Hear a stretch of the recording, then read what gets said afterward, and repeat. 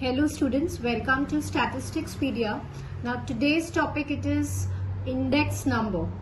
So index number क्या होता है students कि आपके पास जब आप prices या quantities या जो relative changes हैं आपके prices में उसको जब आप measure करना चाहते हैं with the current year compared to the base year. Base year क्या होता है? कोई भी period जो आपके past में. Always remember students, index number जो होता है वो एक रिलेटिव नंबर होता है. That is the most important.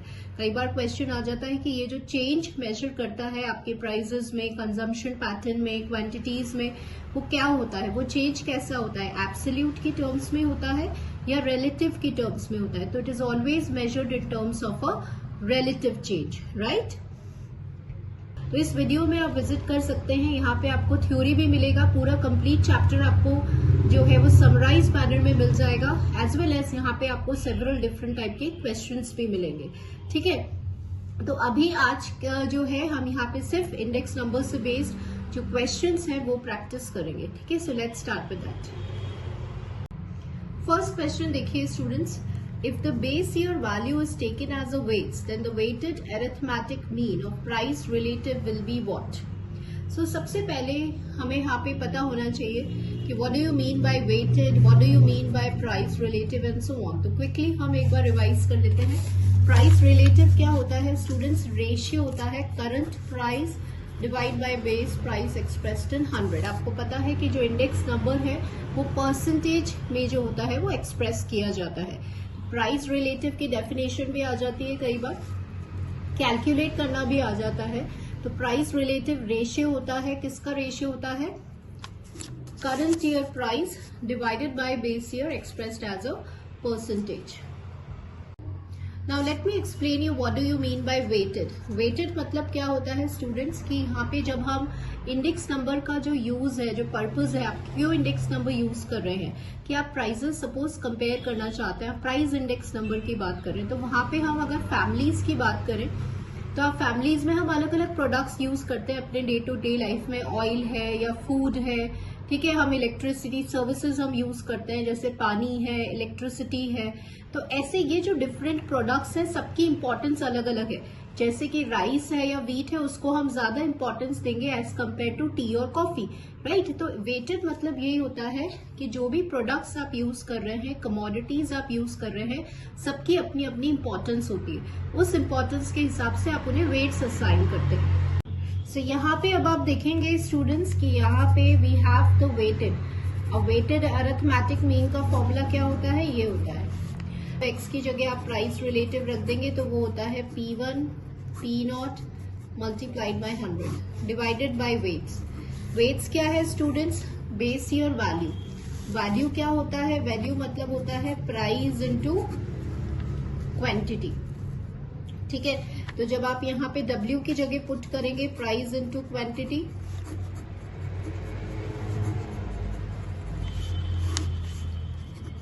तो ये आपके पास ये आ जाएगा और यहाँ पे आपका कैंसिल हो जाएगा and this will be summation P1 Q0 into summation P0 Q0 just a second into 100. तो ये जो फॉर्मूला है ये किसका फॉर्मूला होता है? आपका लास्ट पेयर्स का. तो बेसिकली ये फॉर्मूला भी आपको लर्न होना चाहिए. कई बार डायरेक्ट क्वेश्चन आ जाता है लास्ट पेयर्स प्राइस इंडेक्स का फॉर्मूला पे. एक पॉइंट और रिवाइज कर लेते हैं. लास्ट पेयर्स में स्टूडेंट्स आपके जो वेट्स यूज होते हैं वो क्या होती हैं? बेस ईयर क्वांटिटीज यूज करी जाती हैं as a weights in the Laspeyres index. ठीक है, तो ये हमारा फॉर्मूला हो गया. और एक तो that is equals to your Laspeyres index, that will be the answer. और एक अगर आपको डायरेक्टली लर्न है तो सीपीआई कंज्यूमर प्राइस इंडेक्स में भी आपने इसको एज अ फॉर्मूला जो है वो यूज किया होगा. फैमिली एग्रीगेटिव मेथड आपने पढ़ा होगा, वेटेड एग्रीगेटिव मेथड पढ़ा होगा. तो वहां पे जो है हमने as a direct formula weighted arithmetic of price relative, वहां पे आपको कैलकुलेट करने की जरूरत नहीं है. तो ऐसे अगर आपको बिल्कुल ये जो पॉइंट्स है वो आपको लर्न होने चाहिए. अगर याद नहीं है तो फिर हम अपने नॉर्मल फॉर्मूला डेरिवेशन बेस से इसको इस तरह से सॉल्व करेंगे वैल्यू सब्स्टिट्यूट करके. So answer for this question will be Laspeyres price index. Next question देखिए स्टूडेंट्स. यहाँ पे L, P और F Laspeyres Paasche's and Fisher's को रिप्रेजेंट कर रहा है. Then the time reversal test is satisfied by what. तो अब आपको पता होने चाहिए कि हमारे पास एक गुड इंडेक्स नंबर को डिसाइड करने के लिए कुछ टेस्ट परफॉर्म किए जाते हैं। जैसे आपके पास लास्पेयर्स है, पार्शीज है, फिशर्स है, डॉर्बिश बाउली है, मार्शल एजवर्थ है, उसमें आप कैसे डिसाइड करेंगे कि कौन सा इंडेक्स नंबर एक अच्छा इंडेक्स नंबर है। तो उसके लिए इस तरह से टेस्ट होते हैं, जैसे time reversal test, factor reversal test, circular test and so on. तो क्वेश्चन में पूछा जा रहा है कि टाइम रिवर्सल टेस्ट जो है वो कौन सेटिस्फाई करता है। तो अब आपको एक डायरेक्ट क्वेश्चन है, लर्न होना चाहिए। Time reversal test it is only and only satisfied by Fisher's index number, ठीक है। सिमिलरली एक और टेस्ट होता है that is factor reversal test, वो भी कौन सेटिस्फाई करता है, Fisher index number. Next question देखिए, simple prices indices are not generally used because they do not take into account suitable weight, suitable unit, suitable multiplier and none। तो question में I told you index number के दो methods होते हैं, एक simple aggregative, एक weighted aggregative. Simple, यहाँ पे क्या बोला जा रहा है, सिंपल प्राइस इंडेक्स। तो सिंपल एग्रीगेटिव मेथड को हम यूज नहीं करते हैं। क्यों यूज नहीं करते स्टूडेंट्स? देखिए, सबसे पहले तो आपको इसका फॉर्मूला पता होना चाहिए। सिंपल एग्रीगेटिव का फॉर्मूला होता है कि वहां पे हम सिंपली जो प्राइजेस होती हैं करंट ईयर की, उसका सम करते हैं, बेस ईयर की प्राइजेस का सम करते हैं, एक्सप्रेस्ड एज 100। ये आपका फॉर्मूला है सिंपल प्राइस इंडेक्स का। अब क्वेश्चन बोल रहा है कि हम इसको यूज नहीं करते। हम किसको यूज करते हैं? हम यूज करते हैं वेटेड एग्रीगेटिव को। वेटेड एग्रीगेटिव जहां पे आप वेट्स दे देते हैं, तो फॉर्मूला आपका ये हो जाता है, ठीक है। ये होता है आपका वेटेड एग्रीगेटिव। जैसे आपने लास्पेयर्स, पार्शीज, डॉर्बिश बाउली, फिशर्स, ये सारे वेटेड एग्रीगेटिव है जहां पे आपने प्रॉपर वेट्स असाइन किए। तो क्वेश्चन आता है कि इस सिंपल वाले को, इस फॉर्मूले को हम यूज क्यों नहीं करते, व्हाट इज द रीजन? इसका रीजन ये है क्योंकि यहाँ पर ये वेट्स असाइन नहीं करता। इसको बहुत अच्छे से समझिएगा स्टूडेंट्स, ये थ्योरी बेस्ड क्वेश्चंस है। इसका मतलब यहाँ पर ये क्या मानता है कि जो भी कमोडिटीज आप यूज कर रहे हैं वो सब कमोडिटीज इक्वल हैं। कहने का मतलब ये है कि हम यहाँ पर अकॉर्डिंग टू सिंपल एग्रीगेटिव ये मान के चल रहे हैं कि जो टी है, जो कॉफी है, जो ऑयल है, जो मिल्क है, जो व्हीट है, जो राइस है, सबको इक्वल इंपॉर्टेंट मानो, ठीक है। तो ये practically it is not a valid reason. ये प्रैक्टिकली जो है वो फीजिबल नहीं है, ठीक है, कि सारी चीजें इक्वली इंपॉर्टेंट नहीं होती है। क्यों? क्योंकि हम व्हीट को ज्यादा इंपॉर्टेंस देते हैं एज कंपेयर टू टी, ठीक है। हर कमोडिटी की अपनी अपनी यूटिलिटी है, अपना अपना इंपॉर्टेंस है, इसीलिए हम इस मेथड को यूज नहीं करते। हम कौन से मेथड को यूज करते हैं? वेटेड मेथड को। क्यों? क्योंकि यहाँ पर ये कमोडिटी की इंपॉर्टेंस के अकॉर्डिंग वेट्स असाइन कर रहा है, दैट्स व्हाई। थ्योरेटिकली आपसे पूछ लिया जाता है कि बताएं क्या रीजन है कि सिंपल प्राइजेस को आप यूज नहीं करते। तो क्या रीजन है? क्योंकि ये सूटेबल वेट्स असाइन नहीं करता, दैट्स व्हाई। नेक्स्ट क्वेश्चन देखिए, an economic index number is often called as economic modifier, barometer, multiplier, correction factor and what. अब यहाँ पर देखिए क्या हुआ स्टूडेंट्स, ये आपका थ्योरी बेस्ड क्वेश्चन आ गया। जब आप इंडेक्स नंबर की डेफिनेशन पढ़ते हैं तो वहां पे पढ़ते हैं कि इंडेक्स नंबर को इकोनॉमिक बैरोमीटर बोला जाता है। क्यों? क्योंकि ये जो भी चेंजेस होते हैं इकोनॉमी में, क्या क्या चेंजेस हो रहे हैं, what is happening in an economy, उसको रिफ्लेक्ट करता है। That's why it is also known as an economic barometer.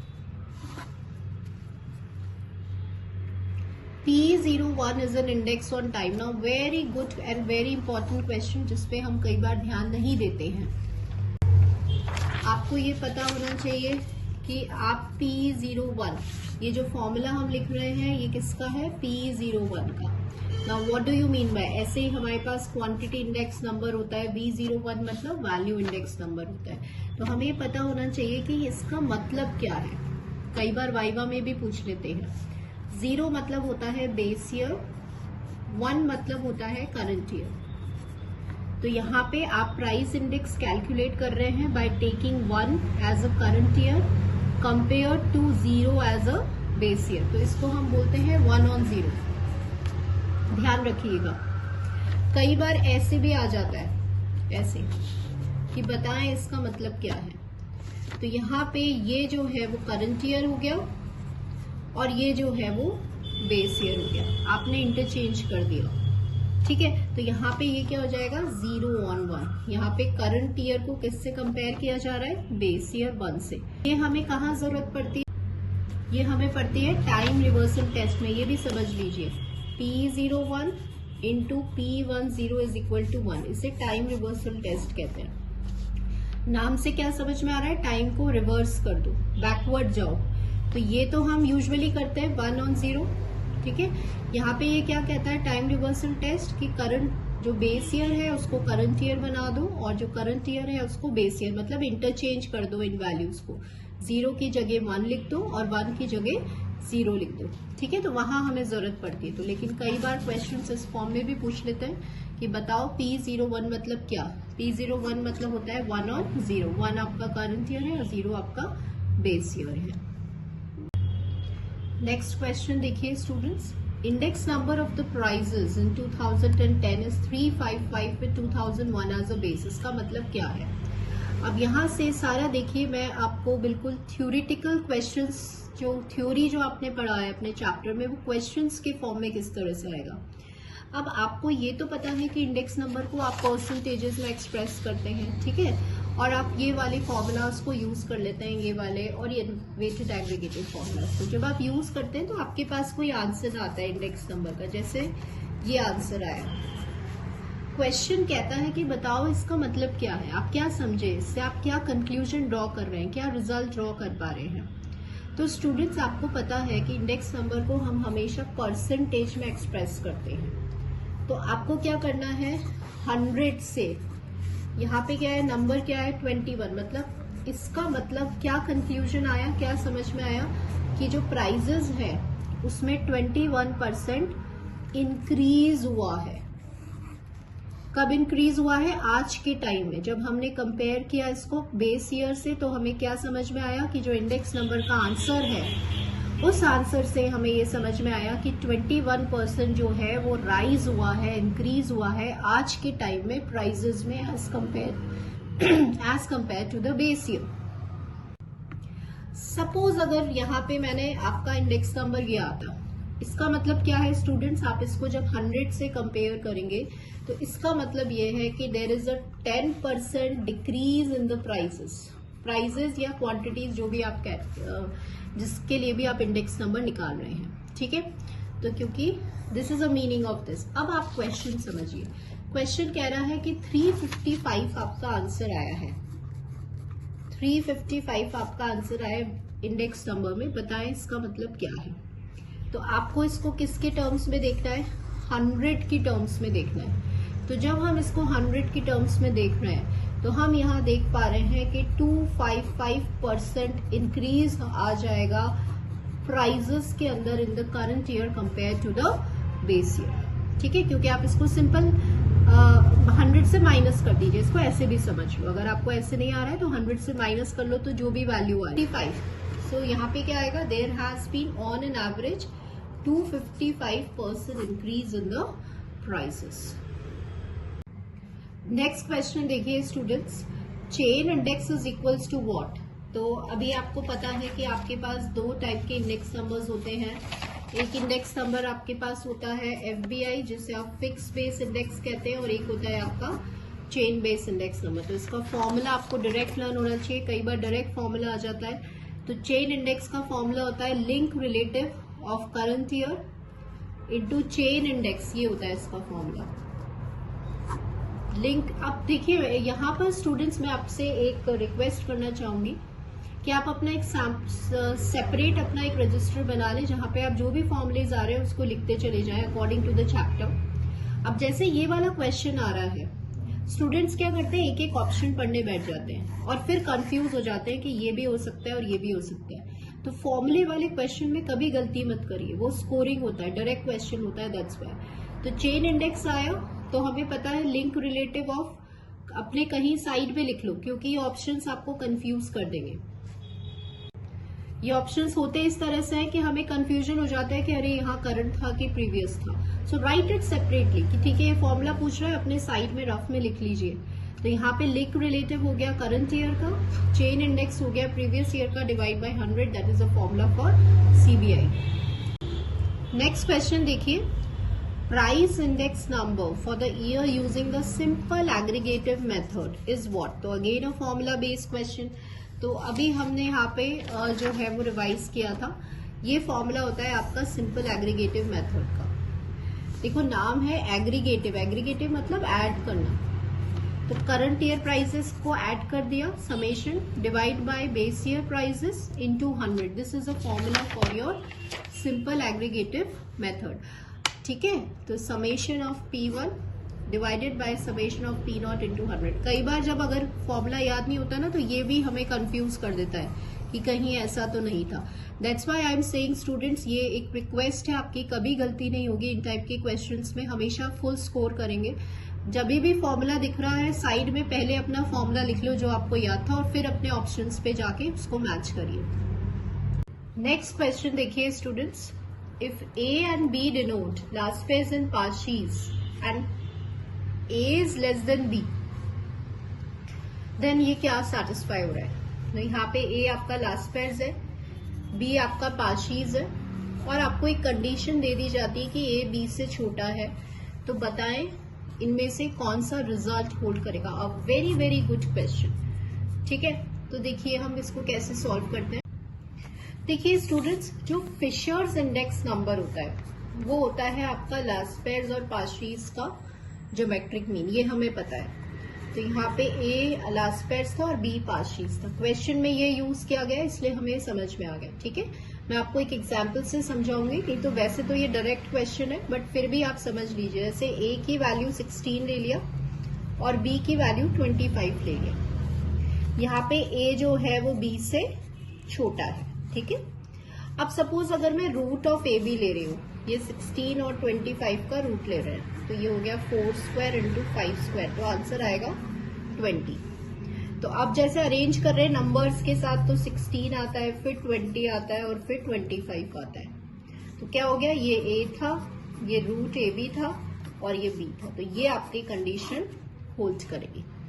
ठीक है, वैसे तो ये डायरेक्ट है, मैथमेटिकली रूट AB इन दोनों के बीच में ही आने वाला है, लेकिन आपको अगर नहीं समझ में आ रहा है तो ये आपको मैंने एक हिंट दिया है कि इस तरह से आप वैल्यूज लेकर के और फिर भी आप सॉल्व कर सकते हैं। कई बार स्ट्राइक नहीं करता है हमें। ठीक है, तो आप इस तरह से अज्यूम कर लीजिए वैल्यूज और फिर आप इसको सॉल्व करें। तो answer for this question will be this. Next question देखें, if the group indices are this and their respective group weights are this, then the consumer price index is what। आपसे CPI का पूछ लिया है formula कि आपको index number दे रखा है और आपको वेट्स दिया हुआ है। तो अब आपको CPI का जो फॉर्मूला है वो पता होना चाहिए। CPI का फॉर्मूला क्या होता है, IW divided by this, weighted index ही होता है। ये इंडिसेस होती है, ये वेट्स होता है। तो आपको कुछ नहीं करना, इंडिसेस और वेट्स को आपको मल्टीप्लाई करना है। तो जब आप इसको करेंगे तो ये हो गया, इसको इससे मल्टीप्लाई करेंगे तो ये हो गया 4800, फिर इस इंडेक्स को इस वेट से मल्टीप्लाई करेंगे तो ये आपका हो गया 2400, और 125 को जब आप इससे मल्टीप्लाई करेंगे तो ये आपका आ गया 2500 divided by summation of W। Summation of W मतलब सारे वेट्स को ऐड कर दीजिए, तो दैट इज इक्वल्स टू 100। तो यहाँ पे इसको कैलकुलेट करें, 9 और 17, 9700, तो ये इससे कैंसिल हो गया, तो CPI आ गया आपका 97। So answer for this question will be this. If the ratio between the Laspeyres and Paasche's index number का रेशियो अगर आपको दिया हुआ है तो यहाँ पे आपको मिसिंग वैल्यू निकालनी है, एंड बेस ईयर वैल्यूज और करंट ईयर वैल्यूज आपको दिया हुआ है, मतलब आपको यहाँ पे P की जो वैल्यू है उसको निकालना है। तो यहाँ पे what is given to us पहले एक बार लिख लेते हैं, that is equals to ratio दिया हुआ है आपको लास्ट पेयर्स का और पार्शीज का, and that is 28/27। Last pairs का फॉर्मूला आपको पता होना चाहिए, that is summation P1 Q0 P0 Q0 into 100। पार्शीज में हम जो है वो ये जो वेट्स यूज करते हैं वो करंट ईयर वेट्स यूज करते हैं, इंटू 100। तो ये आपका कैंसिल हो गया और ये रेशियो आपको 28/27 27 दिया जा रहा है। तो अब आप इसको सॉल्व कर लीजिए। P1 Q0, तो देखिएगा जो करंट, यहाँ पे देखिएगा जो करंट ईयर प्राइस होगी वो P1 होगी, क्वांटिटी Q1, ये Q0 हो गया और ये आपका P0 हो गया। तो यहाँ पे आपको P1 Q0 निकालना है, P1 इंटू Q0, तो 20 हो गया प्लस 5P हो गया, डिवाइडेड बाय P0 Q0। तो P0 Q0 को मल्टीप्लाई करेंगे तो ये हो गया आपका 15L, that is 15L multiplied. अब इसको हम ऊपर ले जा रहे हैं, ये ऊपर चला जाएगा, तो ये आ जाएगा आपका P1 Q1, ये डिनोमिनेटर में आएगा P1 Q1, तो ये हो गया 10 प्लस 2P,